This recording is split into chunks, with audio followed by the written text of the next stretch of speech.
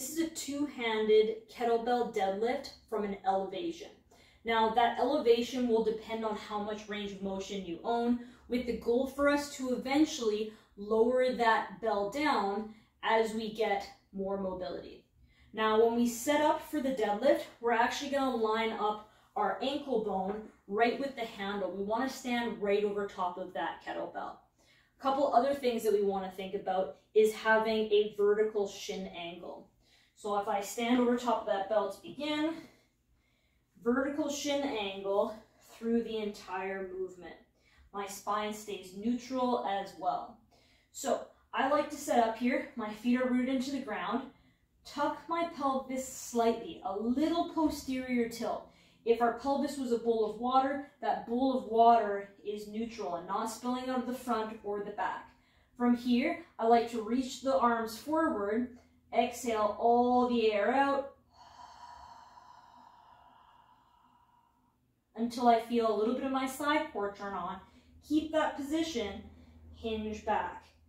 From here, that shin's vertical, nice neutral spine. I'm going to squeeze a hold of that handle and I'm going to push down through the ground as I come up. Sit back into the hips. Bell goes right back into that start position, or I'd even prefer it slightly behind you. We don't want to get that weight too far in front of us. So I've got a little bit of engagement through my shoulders here. Push through the ground to come up. Sit back into the hip. Now, depending on what you're prescribed, I might not have you fully lock out your hips at the top into full hip extension. The reason being is that a lot of times when people lock out their knees, they'll actually extend through their pelvis and lose that rib to hip or that nice stacked position through our core. So we want to make sure that we don't lose that stacked position the entire time.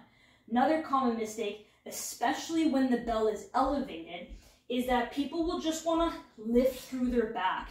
Now, the deadlift is using your back in the sense of stabilizing, but the back is not working other than it maintaining that kind of isometric hold. It has everything to do with us pushing through the ground and letting the legs do the work. If we're doing this correct in this position, we should feel a little bit of a stretch on those hamstrings there. That shin is vertical. From here, I push down through the ground the entire time until I come up. Whether that's a 95% lockout or full lockout at the top, pay attention to your notes. Sit back into the hip, touch the object, push down through the ground again. Spine stays neutral the entire time. Make sure that as you go back, we don't flare through and extend through the back.